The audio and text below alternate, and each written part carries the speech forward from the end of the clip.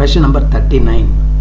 Find the domain of f of x equal to x square plus 2x minus 15 whole divided by x square minus 5x minus 14. We have to find the domain. So we have to find the real values of x for which the function is defined. இல்ல denominatorல ஒரு polynomial இருக்கு, ஒரு quadratic. numeratorல ஒரு quadratic இருக்கு.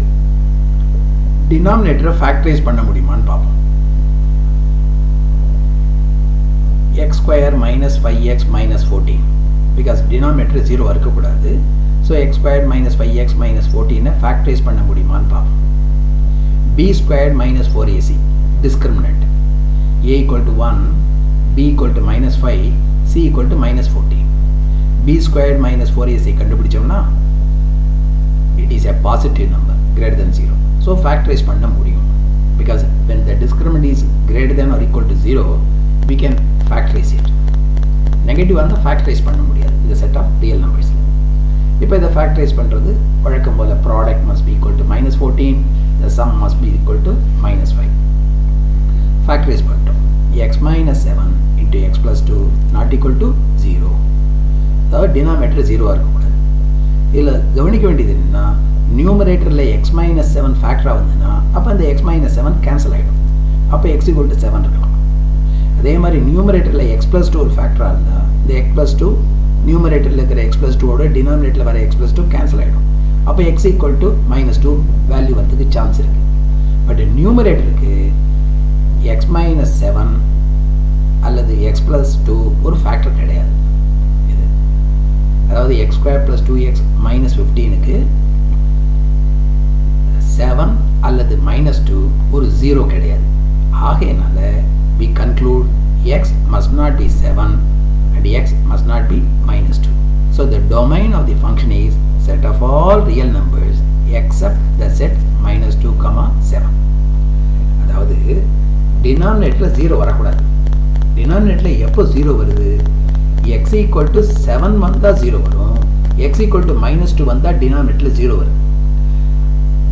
அதனாலே நம்ம என்ன சொல்லிட முடியாது xக்கு 7 வரக்கூடாது, xக்கு minus 2 வரக்கூடாதுன்னு சொல்லிட முடியாது. ஏன்னா நியூமரேட்டரில் x minus 7 ஒரு ஃபேக்டராகவோ அல்லது x plus 2 ஒரு ஃபேக்டராகவோ இருந்தாக்க அப்போ இந்த வேல்யூஸ்லாம் பர்மிசிபிளாக இருக்கும். ஆகினா நியூமரேட்டர் எப்படின்னு பார்த்தோம்.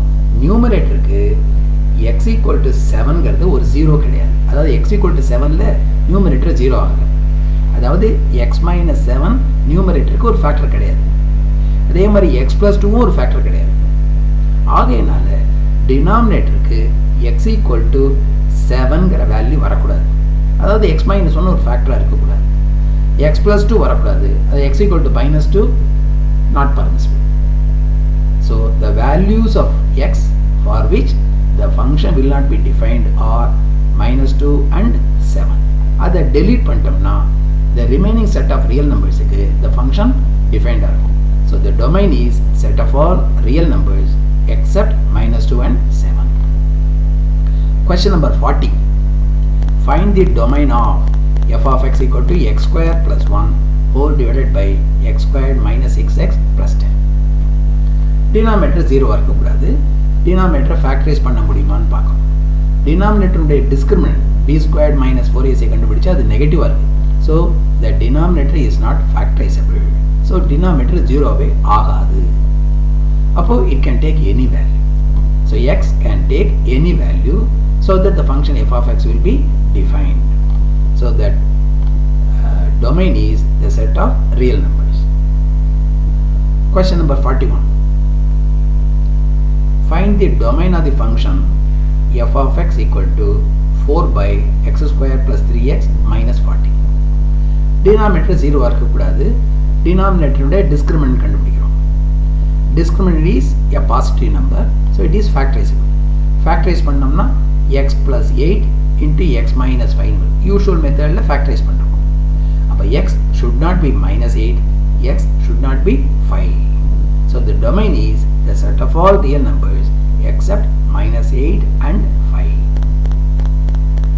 Find the domain of the function f of x equal to root of x square plus x plus 1.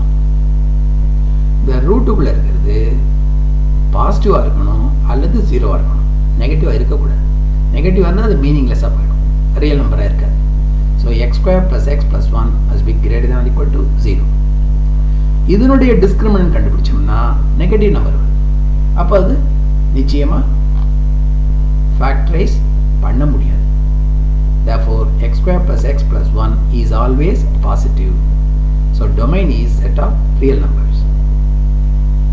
Question number 43. Find the domain of f of x equal to root x² - 4x + 5.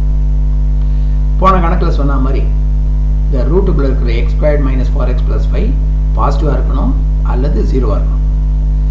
Now, அதனுடைய discriminant கண்டுபிடிச்சா negative வருது. So, it is not factorizable. So, it is always positive. That is, the domain is the set of all real numbers. Question number 44. அதுலேயும் f of x equal to ரூட்டுக்குள்ள ஒரு quadratic expression கொடுத்துருக்கு. அதுக்கு discriminant கண்டுபிடிச்சா அது positive வருது. அப்போ அதை factorise பண்ண முடியும். ஃபேக்டரைஸ் பண்ணோம்னா x - 4 × x - 6 வருது. ஸோ நமக்கு 3 இன்டர்வல் கிடைக்குது. -∞ to 4, 4 to 6, 6 to ∞. ஒரு சாம்பிள் வேல்யூ போட்டு பார்ப்போம். 4க்கும் 6க்கும் நடுவில் எந்த வேல்யூ வேணாலும் போடலாம். ஈஸியாக இருக்கிற வேல்யூ 5 போடுவோமே. 5 போட்டோம்னா நமக்கு x - 4 × x - 6 நெகட்டிவாக வருது. 5 - 4 positive number, 5 - 6 negative number, positive number into negative number, that is less than 0. So between 4 and 6, x - 4 × x - 6 is negative. அப்போ இந்த பக்கத்தில் அது பாசிட்டிவாக இருக்கும், இந்த பக்கத்தையும் பாசிட்டிவாக இருக்கும். அல்லது இங்கே ஒரு சாம்பிள் வேல்யூ போட்டு பார்க்கலாம், அப்பவும் அதே ரிசல்ட் தான் வரும். இங்கே ஒரு சாம்பிள் வேல்யூ போட்டு பார்க்கலாம், அப்பவும் அதே ரிசல்ட் தான் வரும். So the conclusion between 4 and 6 it is negative. அது வந்து எப்போவுமே பாசிட்டிவாக இருக்கணும் அல்லது ஜீரோவாக இருக்கணும். அப்போ it should not be between 4 and 6. It should not be between 4 and 6. So the domain is -∞ to 4 and 6 to ∞. So the union of -∞ to 4 and 6, ∞ is the domain. x -∞ 4 வரைக்கும் இருக்கலாம் அல்லது 6 ∞ வரை இருக்கலாம். 4 to 6 இருக்கக்கூடாது. ஸோ அந்த டொமைன்லேருந்து 4 to 6 போயிடும். -∞ to 4 union 6, ∞. That is the